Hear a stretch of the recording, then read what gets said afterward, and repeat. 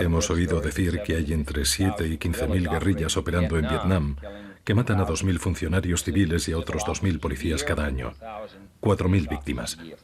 Se han celebrado elecciones en Vietnam, en las que entre un 75 y un 80% de la población apoya al gobierno. Y sin embargo, leemos que Vietnam está en peligro debido a estas guerrillas, llevadas a cabo por un pequeño grupo bien disciplinado y mejor abastecido, desde el otro lado de la frontera. ¿Cómo podemos luchar contra este problema que nos va a acompañar durante toda esta década? Yo creo que será uno de los grandes desafíos que tendrá que afrontar Estados Unidos.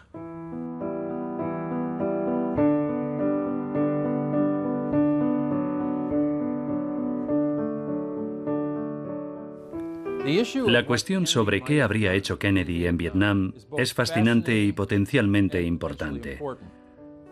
A mí me gustaría llamarlo historia virtual.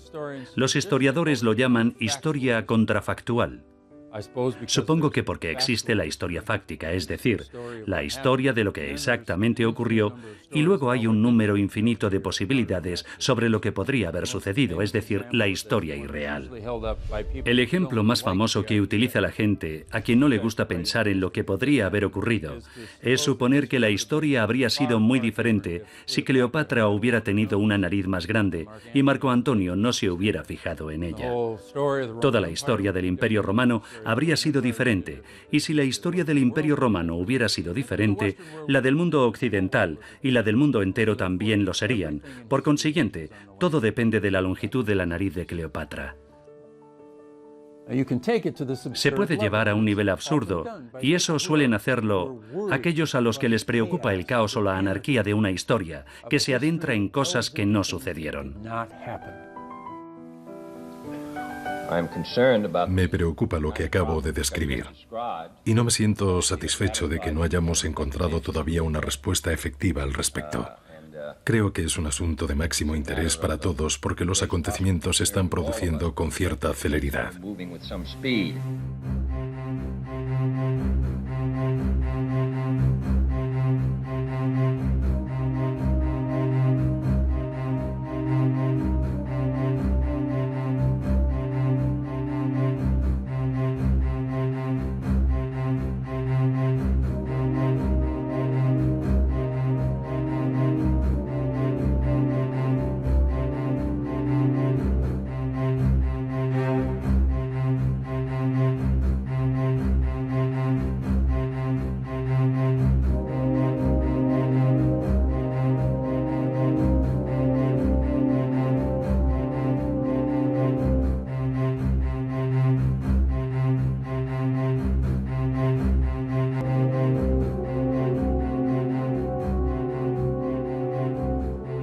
¿Tiene relevancia quién es el presidente cuando se trata de la guerra y la paz? ¿Puede marcar una diferencia decisiva en este tipo de temas? ¿Puede un presidente de manera decisiva llevar a su país a la guerra o mantenerlo alejado de ella? ¿O las fuerzas que involucran a las naciones en los conflictos son mucho más impersonales y están fuera del control de cualquier ser humano, incluso de un presidente?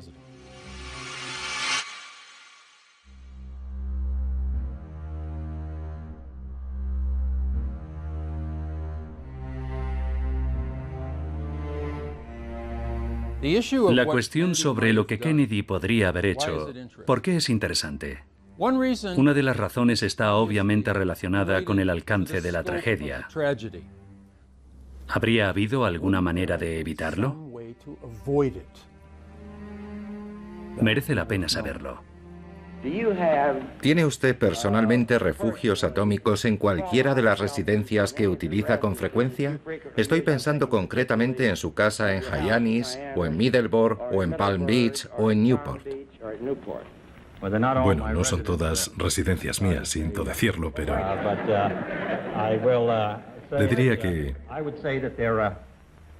naturalmente existen medidas para la protección de aquellos que ocupan la presidencia y la jefatura del Estado Mayor Conjunto y otros puestos de responsabilidad en caso de acción militar. Aunque, por supuesto, no existe una respuesta segura para nadie. Obviamente, no se puede construir un refugio en el sentido literal de la palabra, por la cantidad de dinero de la que hemos hablado. Pero podemos proporcionar instrucciones mediante las cuales una familia puede protegerse mínimamente y dar a sus miembros alguna esperanza si se encuentran fuera del área de la explosión y sobreviven a las secuelas. A mediados de noviembre esperamos poder indicar alguna de las medidas que cada propietario puede tomar. Yo creo que estos refugios son muy útiles e importantes. Vamos a atravesar un periodo largo de tensiones constantes con estas peligrosas armas que sin duda van a proliferar.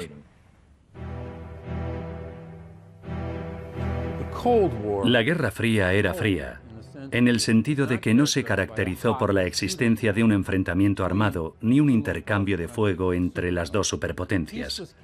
La paz se mantuvo principalmente por la existencia de armas nucleares estratégicas. Cada bando tenía armamento suficiente de este tipo para aniquilar al otro. Por tanto, cualquier conflicto directo implicaba un gran riesgo de destruir una o ambas sociedades, y quizás toda la civilización con ellas. Como él mismo dijo que haría, el señor Khrushchev ha hecho explotar su bomba, mostrando un cínico desprecio hacia las Naciones Unidas. La Unión Soviética ha añadido una herida a los insultos, ha roto la moratoria relativa a los ensayos con armas nucleares, ha iniciado una carrera hacia la consecución de más armas mortíferas. La delegación estadounidense lamenta profundamente este desprecio a la opinión pública mundial. Un número suficiente de esas armas sobreviviría a un ataque sorpresa de la Unión Soviética y sería literalmente capaz de destruirla. Mientras tanto, la Unión Soviética sin duda habría atacado Europa Occidental. El efecto inmediato de estos actos tendría probablemente un resultado de 100 millones de víctimas en la Unión Soviética, tal vez más de 50 millones en Estados Unidos y quizás otros 100 millones de víctimas en Europa. En esta situación nadie sale ganando. Estamos viviendo, debido al ingenio de la ciencia y a la incapacidad de los hombres para controlar sus relaciones con sus congéneres, en la época más peligrosa de la historia de la humanidad. Cada bando desconfiaba totalmente del otro. Cada bando creía que las dos formas de organizar la sociedad eran incompatibles entre sí. Así que por primera vez surge la pregunta: ¿cómo puede existir la hostilidad entre los dos países más poderosos sin que se destruyan mutuamente en el proceso y con ellos al resto del mundo? Es en ese momento, en los años 50 y 60, cuando el enfrentamiento entre ambos países se desplaza a otras partes del mundo. No quiero comentar en detalle la situación en Vietnam del Sur, porque es muy compleja. Creo que el embajador Lach dijo a su regreso que allí se están librando 43 guerras diferentes.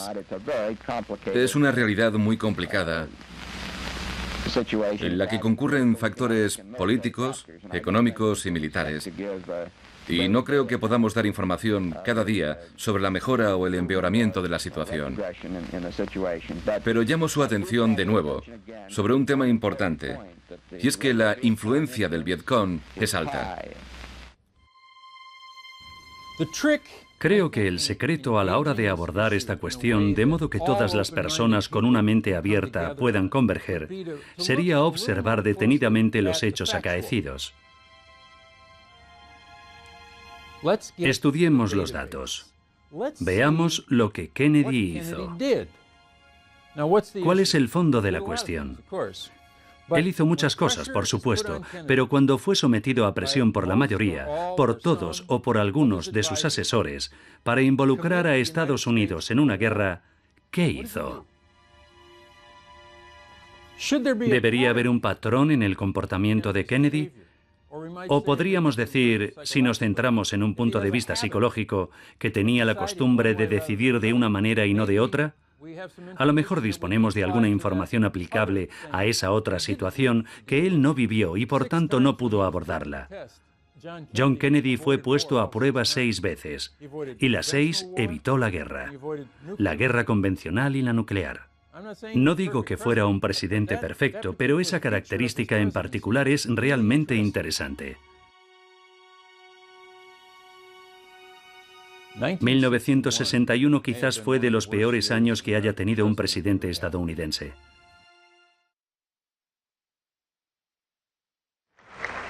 Esos valores ahora estarán presentes. Ahora a este país se le pide un internacionalismo, una misión internacionalista extraordinaria.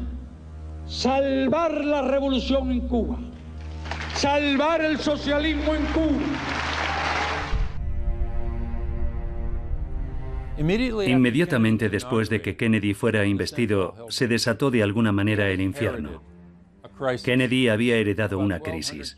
Unos 200 exiliados cubanos estaban siendo entrenados en la selva de Guatemala a fin de embarcarles en buques camuflados para que nadie supiera que eran barcos estadounidenses dirigidos a derrocar al gobierno de Castro.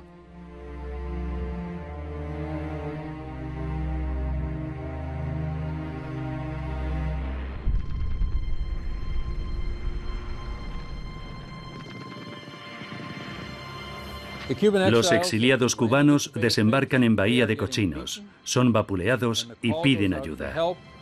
El apoyo está cerca y consiste en buques de tropas estadounidenses que transportan varios miles de marines y que se encuentran a menos de 3 kilómetros de la costa. Pero de pronto Kennedy es asediado por un grupo de asesores que le dicen: mire, esto se va a pique, nos hundimos, nuestros hombres van a ser aplastados, Castro va a ganar. Pero tiene una opción. Envíe a los marines, comenzamos la conquista o la reconquista de Cuba y destruimos su revolución. El presidente de una gran democracia como la nuestra y los editores de importantes periódicos como los suyos tenemos un compromiso común con los ciudadanos. El compromiso de presentar los hechos, de presentarlos con sinceridad. Con ese compromiso en mente he decidido en las últimas 24 horas discutir brevemente los recientes acontecimientos en Cuba. Cualquier intervención unilateral sin un ataque previo desde el exterior contra nosotros o contra un aliado habría sido contraria a nuestra tradición y a nuestras obligaciones internacionales. Sé que muchos de ustedes tienen más preguntas sobre Cuba. Ayer hice una declaración sobre esa situación. No creo que sea útil para el interés nacional que yo siga incidiendo en el asunto cubano esta mañana. Prefiero que mi declaración de ayer sea suficiente por ahora. Los periodistas de Washington han observado que se ha producido un corte informativo en las habituales fuentes oficiales. Y ahora no se nos permite hacer más preguntas sobre esta cuestión. ¿Por qué no es útil que nosotros investiguemos con usted los verdaderos hechos o las motivaciones que subyacen detrás del asunto? Respondiendo a su pregunta, creo que debemos sopesar cuánto podemos contar sin perjudicar a los intereses de Estados Unidos. Uno de los problemas de las sociedades libres y que no tienen las dictaduras es el de la información. Una buena parte se ha impreso en papel. No me sorprendería que aquellos de ustedes que son miembros de la prensa tengan una gran cantidad de sesiones informativas en los próximos 2 días con personas y organismos interesados. Hay un viejo dicho que reza: la victoria tiene 100 padres y la derrota es huérfana. Y no me extrañaría que se les proporcione información en relación a las recientes actividades. Pero yo le diría, señor Vanocca, que por mi parte ya he dicho todo lo que se puede decir en relación a los acontecimientos de los últimos días. La ausencia de más declaraciones o debates al respecto no es por eludir mi responsabilidad, sino al contrario, cumplo con mi papel como responsable del gobierno.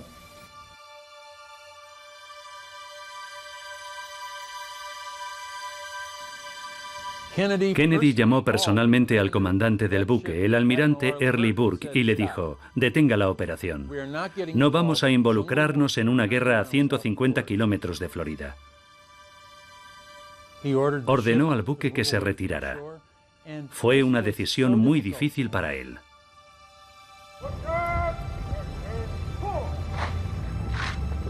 Todos aquellos hombres eran veteranos de la Segunda Guerra Mundial, de la Guerra de Corea y de la Guerra Fría en los años 50. Y eran combatientes. Habían sido entrenados para eso. Y su experiencia les decía que si los estadounidenses aplican la fuerza militar, vencen. Intervinieron en las postrimerías de la Primera Guerra Mundial y creen que ganaron la guerra. En la Segunda Guerra Mundial también intervinieron ya avanzado el conflicto y ganaron la guerra. En la de Corea salvaron al menos la mitad del país. En la Guerra Fría frenaron la amenaza soviética. Y aquellos hombres no entendían por qué aquel joven, aquel mequetrefe, creo que sería la palabra más adecuada, por qué y cómo ese hombre había reaccionado de ese modo ante esa situación.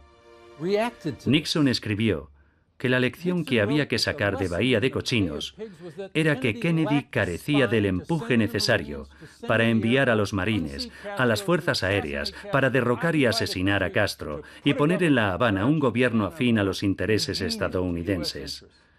Esa era la lección.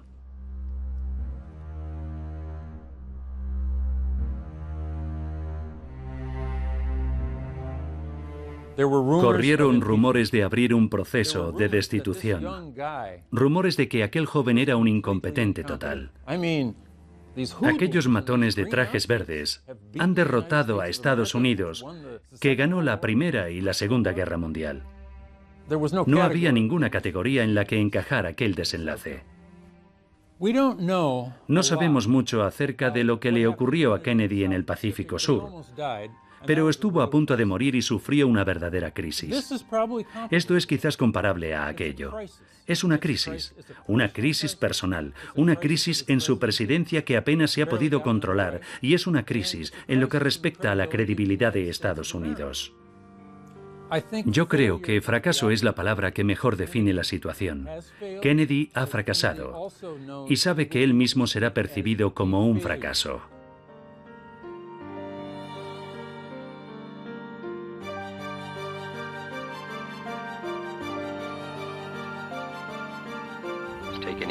Me llevaron a la cocina y me presentaron a todas las personas que nos iban a ayudar y que acababan de llegar de Irlanda. Vi a Chris Dunphy y me dijo que la hermana de la señora Fraser, la señora Ayres, cree que no me tomo la política en serio y por tanto no puede apoyarme. En la primera reunión celebrada en privado, se describió a Kennedy como traumatizado, desconcertado. Chester Bowles, funcionario del Departamento de Estado en aquella reunión, dijo que parecía totalmente hundido.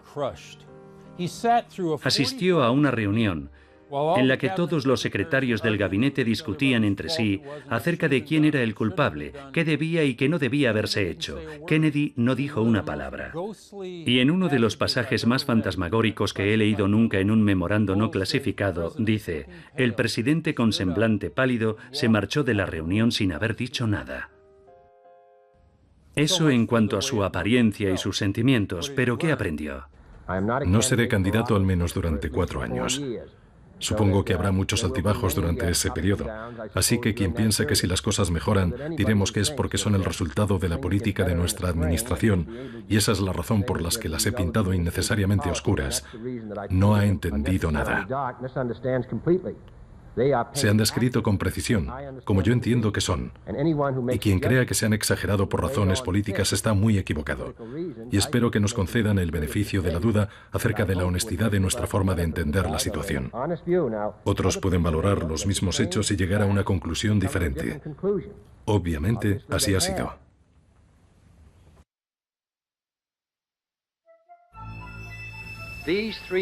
Estos 3 mapas muestran la zona de control real comunista, tal y como era en el pasado agosto.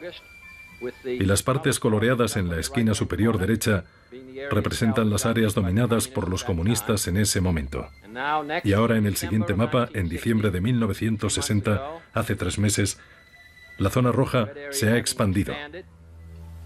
Y desde el 20 de diciembre hasta el momento presente, finales de marzo, los comunistas controlan un sector mucho más extenso del país.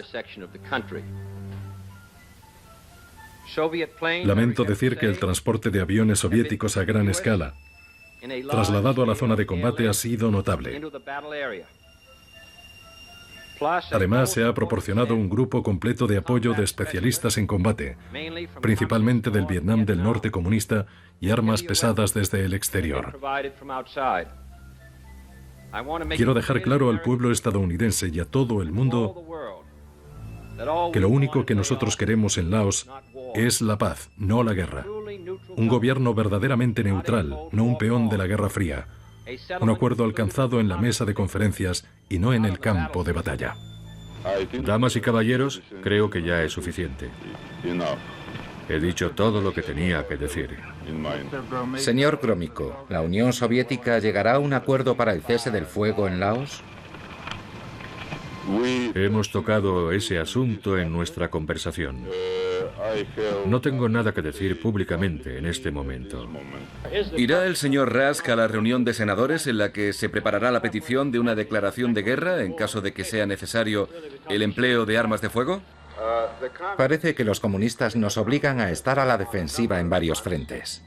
¿Puede decirnos cuánto tiempo está dispuesto a esperar este gobierno antes de proponer una nueva acción para resolver esta crisis continua? Una crisis terrible con otra crisis emergente en un país llamado Laos, un reino montañoso sin litoral.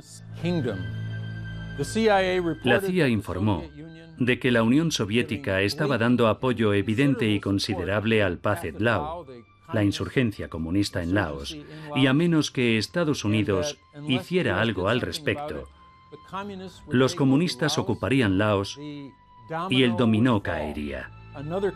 Otro país pasaría a ser comunista, y este país limitaba con Vietnam del Sur, a quien Estados Unidos estaba apoyando y financiando. Así que sus asesores militares y civiles le dijeron: no puede permitir que eso suceda. Sabemos que desconoce dónde está ese país y qué es lo que está ocurriendo, pero tiene que demostrar a los rusos que vamos en serio. Y Kennedy lo hizo. Ordenó a parte de sus tropas que abandonaran los barcos y se dirigieran a la frontera tailandesa con Laos. Y eso fue todo lo que hizo. Ni un solo soldado pisó el suelo de Laos. Pero al mismo tiempo, inició conversaciones con el Kremlin directa e indirectamente. Estamos llevando a cabo negociaciones con muchos países para comprobar que hemos utilizado todas las vías posibles para garantizar una solución pacífica. Y en mayo, tras un breve periodo de 2 meses, se produjo un alto el fuego. Las tropas estadounidenses que nunca habían entrado en Laos emprendieron la retirada y se marcharon. Los soviéticos, en mayor o menor medida, subieron a sus aviones y regresaron a la Unión Soviética, y comenzó una negociación que concluyó con un tratado que proporcionaba una solución neutral para Laos.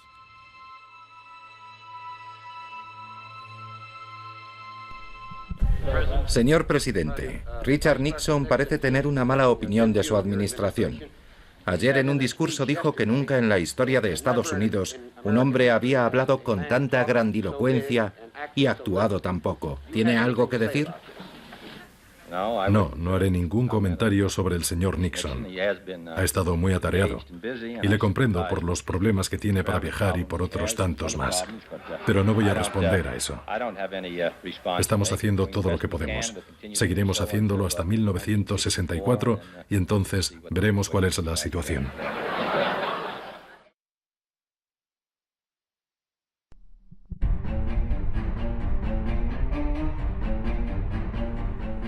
El origen de la incertidumbre y la tensión bélica es Moscú, no Berlín. Y si la guerra estalla, habrá comenzado en Moscú y no en Berlín. ¿Se basa usted en que es concebible que podamos librar una guerra terrestre en Europa por Berlín? El 13 de agosto de 1961, los alemanes del Este y los soviéticos comenzaron a construir el muro de Berlín. Y el mundo occidental contuvo el aliento, porque los tanques estadounidenses y soviéticos ocuparon posiciones en la zona, y todo el mundo pensó: ¿qué van a hacer? Las conversaciones que hemos mantenido con el señor Gromyko no nos han dado una esperanza inmediata. de que esta cuestión pueda resolverse con facilidad. Si estallara el conflicto por Berlín, es decir, si los esfuerzos de paz fracasaran, ¿cree que se limitaría a una guerra convencional o se usarían armas nucleares? Si tomamos las declaraciones públicas de ambos bandos al pie de la letra, da la sensación de que Estados Unidos y la Unión Soviética van directos a una confrontación. ¿Cree que la crisis en Berlín tiene más posibilidades de ser resuelta a través de la negociación, como usted ha sugerido, que por medio de la fuerza, tal y como los soviéticos han amenazado alguna vez? No creo que pueda haber ninguna solución beneficiosa para el mundo que pase por tomar Berlín por la fuerza. Espero que las personas implicadas se den cuenta de que en estos tiempos, en los que ambas partes disponemos de enormes efectivos, y por el futuro de los países involucrados y de la humanidad, intentemos trabajar en la búsqueda de una solución pacífica. El general Lucius Clay, a la sazón comandante estadounidense en Berlín, ignorando órdenes de Kennedy y de McGeorge Bundy, su consejero de Seguridad Nacional, desplazó sus tanques hasta la frontera, hasta la misma línea fronteriza. Los alineó, los cargó con munición real y apuntó con ellos directamente a los tanques soviéticos. Los soviéticos, en vez de retirarse, se desplazaron también hasta la frontera.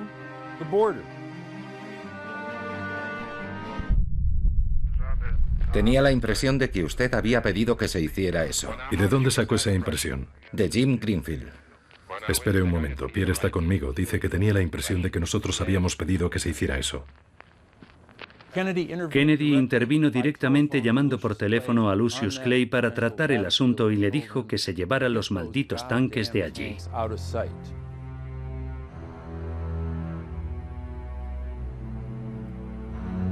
Una forma de lidiar con el asunto habría sido la confrontación, lanzar un desafío a Khrushchev para que se retirara y prepararse para la guerra.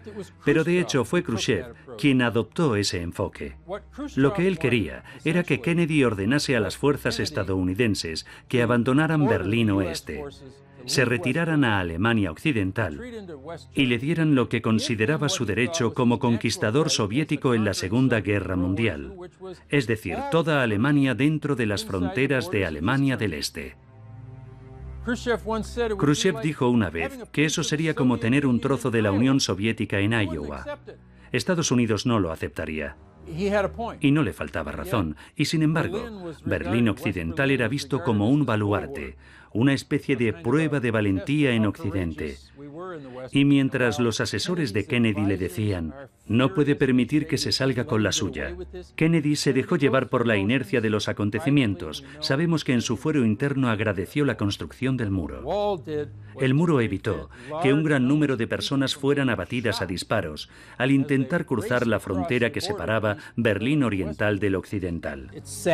Es triste y muy conmovedor que tanta gente quedara atrapada detrás del muro, pero Kennedy tenía que pensar de alguna manera en términos más amplios para evitar la guerra, y aunque no tuvo nada que ver en la construcción del muro, no intentó derribarlo. ¿Tomó usted la decisión de que nuestro país no empleara la fuerza para impedir la construcción del muro de Berlín? Y si tuviera que volver a hacerlo, ¿tomaría la misma decisión o cuál habría sido la alternativa? Se nos acusa de no mantener una postura firme respecto a la disuasión nuclear y también de no haber convencido a los dirigentes de la Unión Soviética de que estamos dispuestos a un choque de fuerzas en Berlín o en cualquier otro lugar. Al mismo tiempo, el presidente nacional del Partido Republicano ha dicho que la administración mantiene una actitud de apaciguamiento hacia el comunismo en todo el mundo. ¿Le ha molestado lo que se ha descrito como una crítica partidista de su política exterior? También se ha dicho que algunos miembros de su administración, incluido posiblemente usted mismo, han sentido que las críticas republicanas contra la política de apaciguamiento han reducido el margen de maniobra con el que podían contar a la hora de negociar con los rusos. ¿Va a hablar de esto? No, voy a intentar, como ya he dicho, proteger nuestros intereses y ver si es posible llegar a un acuerdo en esta materia para evitar una guerra que conllevaría una enorme destrucción para millones de ciudadanos estadounidenses y de otros países. Vamos a continuar en esa línea. Haremos todo lo que esté en nuestra mano y ya veremos lo que sucede. Todo el mundo es libre de lanzar los ataques que considere oportunos. Aunque creo que en estos momentos sería de más ayuda para la nación presentar alternativas constructivas y sugerencias para líneas de acción optativas, y no declaraciones que arrojan poca luz sobre asuntos complicados y peligrosos. No obstante, nunca me atrevería a sugerir que la batalla dialéctica entre el Comité Republicano y el Comité Demócrata deba cesar. Un día los funcionarios estadounidenses se sienten alentados por las perspectivas. Al siguiente leemos que están desanimados y abatidos. Un día vamos hacia adelante y al otro retrocedemos. Señor presidente, ¿la situación real fluctúa tanto? Y como experiodista antes de convertirse en presidente, ¿cómo la describiría? Bueno, muchos periodistas tienen mala suerte y yo tuve...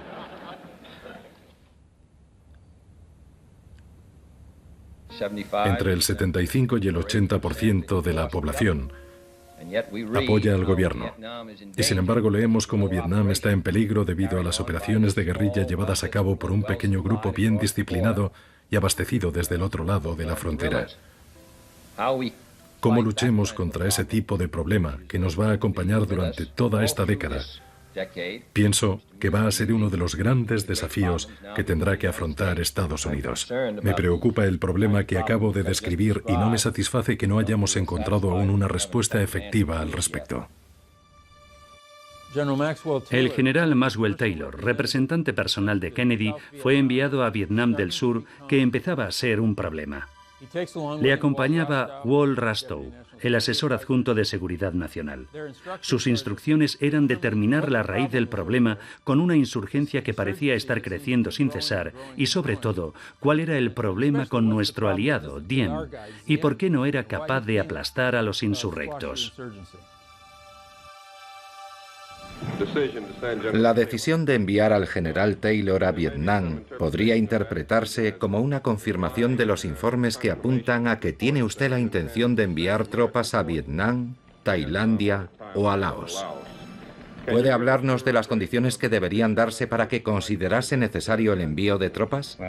Bueno, vamos a esperar a que regrese el general Taylor y nos describa la situación, particularmente en Vietnam. El general me facilitará a mí y a los jefes de Estado Mayor una evaluación de índole militar sobre la situación a la que se enfrenta el país. Entonces sacaremos conclusiones acerca de cuál es la mejor solución.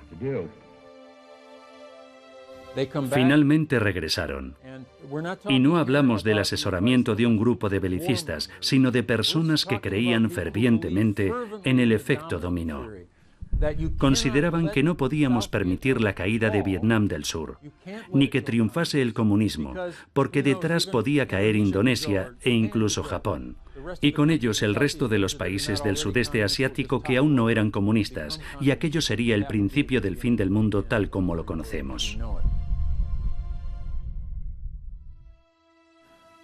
Todo esto suena muy apocalíptico y lo es, o lo era, pero la gente no lo consideraba una fantasía. Creía que era posible, el propio Kennedy también lo creía. Vietnam ha estado en guerra durante 20 años. Primero la ocupación de los japoneses, luego la guerra con los franceses y finalmente una guerra civil que ha durado 10 años. Para cualquier sociedad es una situación muy difícil de soportar. Y hablamos de un país que es una nación dividida, con actividad guerrillera, matanzas, etc. Queremos que tengan un gobierno estable, que mantenga su independencia. Creemos firmemente en eso, y no vamos a abandonar ese esfuerzo. En mi opinión, abandonar ahora implicaría el colapso, no solo de Vietnam del Sur, sino de todo el sudeste asiático. De manera que vamos a permanecer allí. Confiamos en que con el gran esfuerzo que están realizando los propios vietnamitas y detrás del escudo militar que ha levantado el pueblo vietnamita, puedan llegar a un acuerdo sobre los disturbios civiles y también sobre el respeto de los derechos de los demás. Esa es nuestra esperanza y a ello dedicamos nuestros esfuerzos. Para eso estamos usando nuestra influencia, aunque la decisión final es de ellos. Pero creo que antes de juzgarlos con dureza, deberíamos tener en cuenta que han pasado por momentos mucho más duros que nosotros.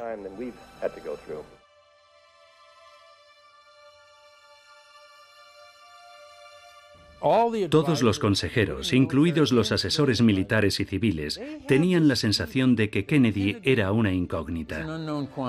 ¿Cuál iba a ser la reacción del presidente en lo que respecta a lo que se debía hacer en noviembre de 1961 en Vietnam del Sur? Para ellos estaba muy claro lo que había que hacer. Pero si Kennedy no era de la misma opinión, entonces se enfrentaban a un serio problema. Así que en lugar de acudir a él y convocar una reunión, celebraron encuentros en el Departamento de Defensa del Pentágono, en el Departamento de Estado o en el sótano de la Casa Blanca.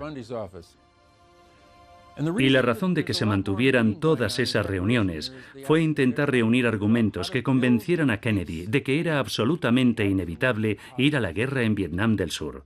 El 15 de noviembre de 1961, en una reunión en la Casa Blanca, Kennedy se enfrentó como un maestro de ajedrez a cada uno de sus asesores que recomendaban tomar cualquier medida, desde el envío de un número reducido de tropas hasta una campaña militar a gran escala. Kennedy les dijo: «No vais a enviar ni un solo soldado. Ninguno. ¿Qué más necesitáis? ¿Planes? De acuerdo. ¿Asesores? De acuerdo. Les enviaremos asesores. Muy bien, esas cosas sí podemos hacerlas». Acudieron a esa reunión absolutamente convencidos de que tenían razón respecto a que Estados Unidos se comprometiera a enviar tropas a Vietnam del Sur lo antes posible. Y Kennedy dijo no. Con motivo de la celebración del Año Nuevo, mis compatriotas estadounidenses y yo enviamos nuestros mejores deseos de prosperidad y bienestar para el gobierno y el pueblo de Vietnam. En América, confiamos sinceramente en que el Año del Tigre traerá nuevamente la paz a Vietnam. Su antecesor en el cargo se definía a sí mismo como un político moderado. Creía en un enfoque centrista de los problemas. ¿Cómo se define a sí mismo políticamente y cómo a su filosofía política? Bueno, yo no me considero a mí mismo nada más que como un demócrata que ha sido elegido presidente de Estados Unidos. Y espero ser un presidente responsable. Esa es mi intención.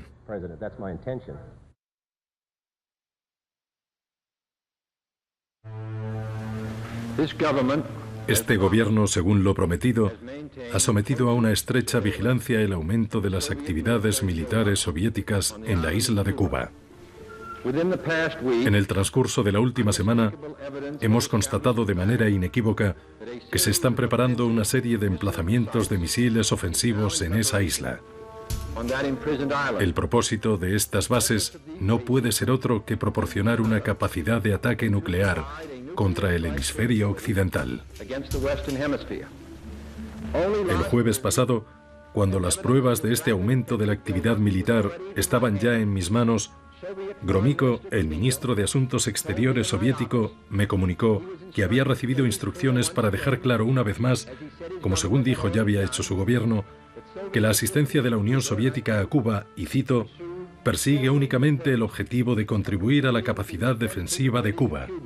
Y añadió que la formación prestada por especialistas soviéticos a los ciudadanos cubanos en el manejo de armamento defensivo no tenía ninguna intención ofensiva. Y de no ser así, continuó el señor Gromyko, el gobierno soviético jamás se implicaría en prestar dicha asistencia. Fin de la cita. Esta afirmación también era falsa. Señor presidente, presento hoy una resolución ante este Consejo de Seguridad destinada a encontrar una manera de salir de esta situación calamitosa.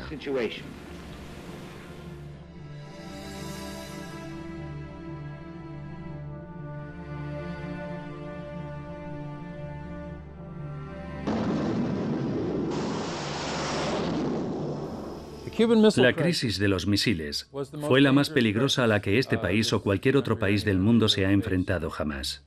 Hubo muchos momentos durante los cuales un presidente que no hubiera sido tan prudente o escéptico como Kennedy habría tomado medidas, habría enviado buques de guerra o habría atacado determinados objetivos. El que haga referencia a mi discurso proporciona un titular de prensa en el que se dirá que Estados Unidos planea nuevas medidas.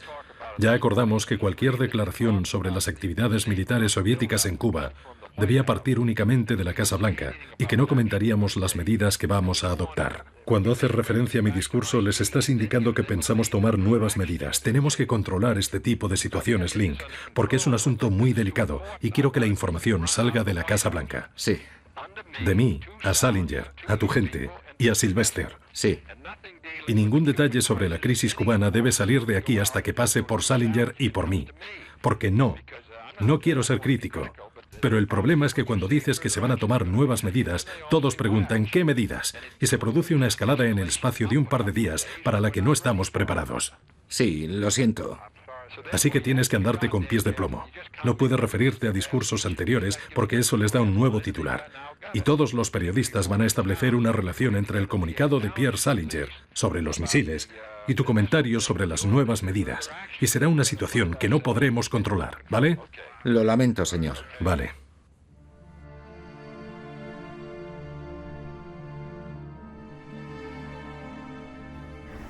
Señor presidente, nos hemos reunido a propósito de este asunto desde que descubrimos los misiles en Cuba. Y yo diría que nuestras discusiones han seguido un camino casi paralelo al de otras reuniones con otros asesores. Y todos coincidimos en la necesidad de tomar medidas militares. Permítame que diga en primer lugar cuál es el problema, desde mi punto de vista. Si atacamos las bases de misiles o a Cuba, de alguna manera les daría a los soviéticos el pretexto para tomar Berlín, tal como hicieron con Hungría después del ataque anglo-francés a Egipto. Quedaríamos como los estadounidenses de gatillo fácil que perdieron Berlín. No tendríamos el apoyo de nuestros aliados y afectaría la actitud de los alemanes occidentales hacia nosotros. A ellos Cuba les trae sin cuidado, les preocupa Berlín, así que nos acusarían de poner en peligro sus intereses y su seguridad. Permítame que insista, quizás con demasiado énfasis, en que no nos queda otra opción que la acción militar directa. En cuanto a la situación de Berlín, no comparto su opinión de que si atacamos Cuba, ellos atacarían Berlín.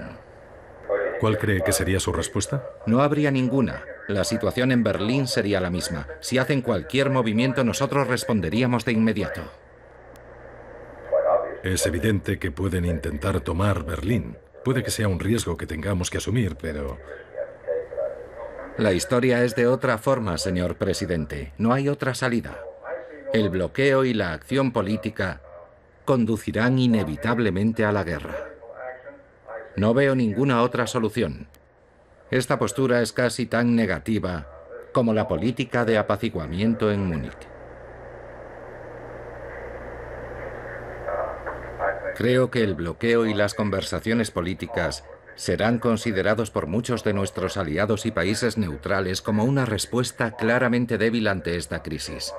Y estoy seguro de que muchos ciudadanos opinarían lo mismo. Está usted en una mala posición, señor presidente. ¿Cómo ha dicho? Que está en muy mala posición. Usted lo está conmigo. He ordenado que se tomen de inmediato las siguientes medidas iniciales. Una cuarentena estricta de todos los equipos militares enviados por mar a Cuba.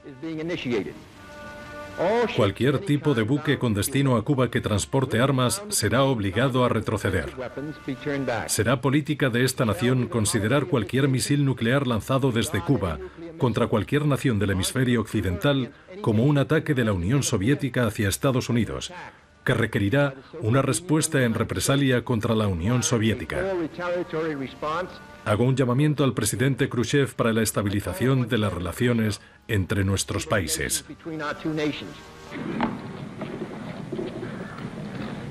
Tengo varias declaraciones que hacer. Hoy el presidente Khrushchev me ha informado de que todos los bombarderos y R-28 situados en Cuba serán retirados en el plazo de 30 días. El exgobernador de Florida, ahora presidente de la Asociación Nacional de Organismos de Radiodifusión, ha acusado al Departamento de Defensa y al Departamento de Estado de la ausencia de noticias sobre la crisis cubana. ¿Va a decir algo al respecto, señor presidente? Bueno, lo cierto es que desde que nos enteramos del asunto el martes por la mañana, hasta que hicimos el anuncio de la cuarentena el lunes por la tarde, esto solo se sabía en los niveles más altos de gobierno. No hicimos ninguna declaración pública al respecto. Yo volví a Washington el sábado porque tenía un viaje de campaña que iba a ocuparme hasta el domingo por la noche. De modo que no quería dar pistas a la Unión Soviética o a Cuba o a cualquier otro país considerado nuestro adversario sobre el alcance de nuestra información hasta haber determinado cuál sería nuestra política y haber consultado a nuestros aliados. Así que por esas razones, más que justificadas en mi opinión, este asunto fue llevado en secreto por el gobierno hasta el lunes por la noche. Hubo al menos un periódico que supo algunos detalles la noche del domingo y no lo publicó por razones de interés público. No creo que deba pedir disculpas por ello. Habría sido un gran error y quizás un desastre que la noticia se hubiese filtrado cuando todavía no estábamos seguros del alcance de las actividades soviéticas en Cuba, ni de nuestra respuesta, y cuando no habíamos consultado con aquellos de nuestros aliados que se podrían haber enfrentado a grandes dificultades a causa de nuestra acción. A partir del domingo, hemos levantado en la medida de lo posible las restricciones sobre la información. Y como lector que soy de un buen número de periódicos, me parece que la mayoría ha reflejado con bastante precisión el estado de las negociaciones con la Unión Soviética. No hemos dado ninguna información mientras discutíamos la cuestión de los IR-28, porque no se había producido ningún progreso que señalar, ni nada concreto digno de mención hasta hoy, y por eso lo hacemos ahora. Ahora bien, si los procedimientos establecidos cuyo único fin era proteger los intereses de Estados Unidos se están utilizando de manera contraria a la libre circulación de información, entonces cambiaremos los procedimientos. El otro día, Khrushchev declaró que los comunistas podrían incluso aprender algo de los capitalistas y que tenía unas pocas palabras amables respecto a la búsqueda de beneficios. ¿Le concede alguna relevancia a estas declaraciones? No, yo no.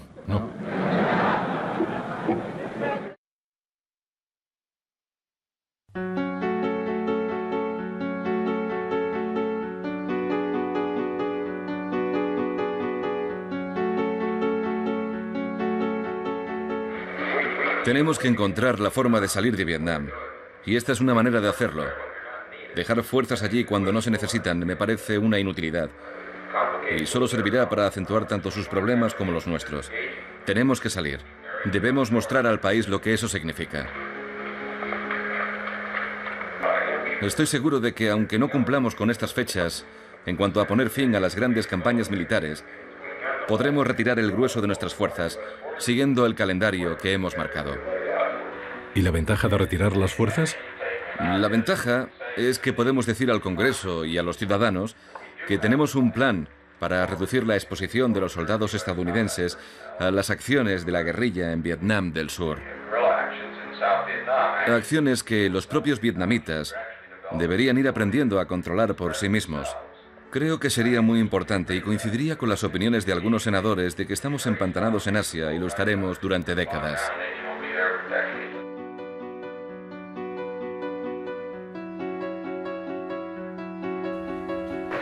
Bueno, el único problema es que si sale mal, para la opinión pública la retirada parecería ilógica. Tendría que anunciarse formalmente si decidimos llevarlo a cabo. Pero luego habría que dejar claro el tema de la cantidad. Vamos a seguir adelante y lo haremos sin hacer una declaración formal al respecto. De acuerdo. El senador Golgota ha acusado a su administración de falsear las noticias con el fin de perpetuarse en el poder. ¿Qué opina al respecto? ¿A qué se refería?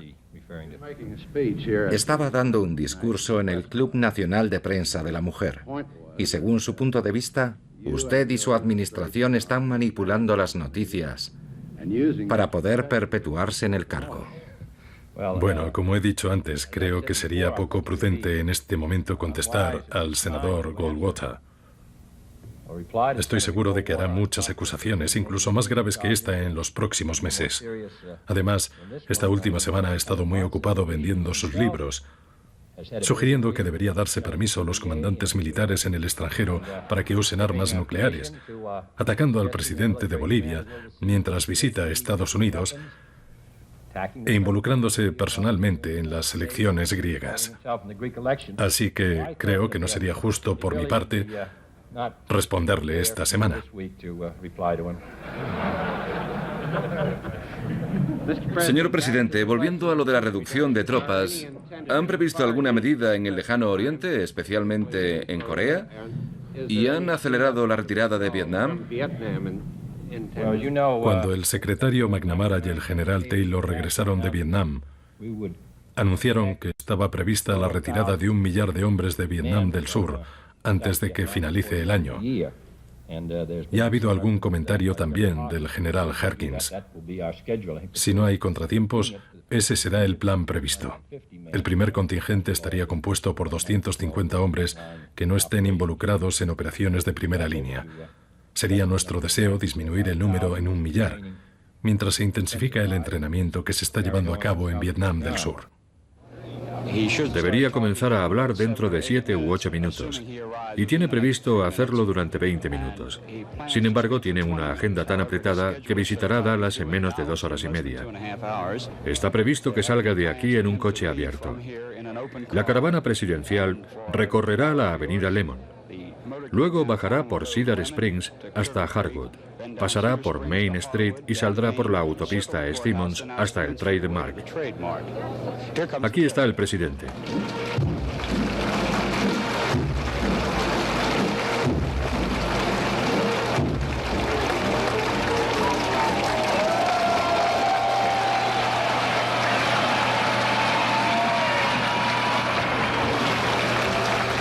Como se puede deducir por la reacción del público, la señora Kennedy ha entrado en la sala. Ha estado en la cocina aguardando a que finalizara la presentación de los invitados de la mesa principal. Ahora se dirige a la parte frontal del salón. Para las mujeres del público lleva un traje de color rosa con solapas negras. No sé muy bien de qué tejido está hecho, pero parece de ganchillo. Hace 2 años les dije que me había presentado en París como el acompañante de la señora Kennedy. Y estoy teniendo una sensación muy parecida mientras viajo por Texas.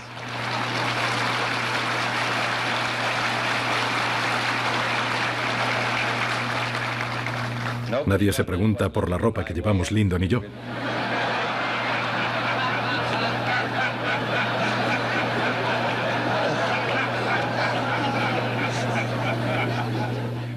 Este es un mundo peligroso e incierto. En 3 ocasiones durante los últimos 3 años, Estados Unidos ha tenido una confrontación directa. Nadie puede decir cuándo se repetirá. Desde Dallas, Texas, nos llega un teletipo al parecer oficial. El presidente Kennedy ha fallecido a la 1 de la tarde, hora local. Las 2 de la tarde en el este. Hace unos 38 minutos.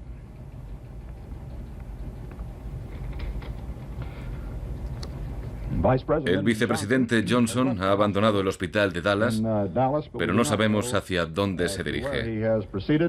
Presumiblemente, jurará el cargo en breve para convertirse en el 36º presidente de Estados Unidos.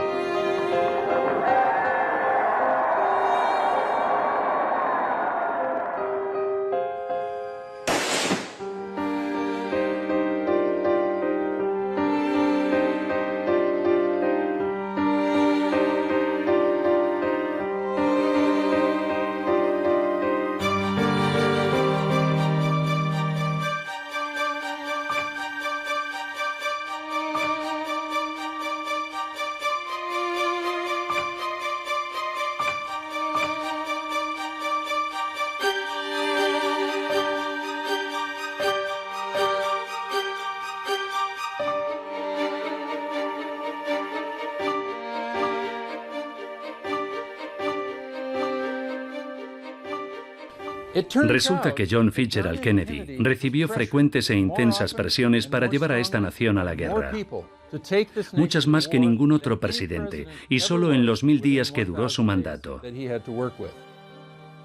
Si tomamos como factor fundamental la profunda resistencia con que se opuso a la guerra en Vietnam, Laos y Cuba durante la crisis de los misiles y en la Bahía de Cochinos o en Berlín, si tomamos ese aspecto como variable fundamental respecto a lo que estamos hablando, es casi inevitable llegar a la conclusión de que Kennedy no se habría involucrado en la guerra de Vietnam.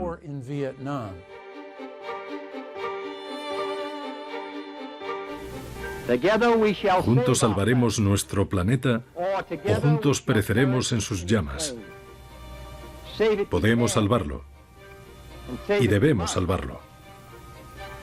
Y entonces obtendremos la gratitud eterna de la humanidad. Y como constructores de la paz, la bendición eterna de Dios. En primer lugar, examinemos nuestra actitud hacia la paz en sí misma. Muchos piensan que es imposible. Muchos piensan que es irreal. Pero se trata de una convicción peligrosa y derrotista. Lleva a la conclusión de que la guerra es inevitable, que la humanidad está condenada al fracaso y que estamos dominados por fuerzas que no podemos controlar. No tenemos por qué aceptar ese punto de vista.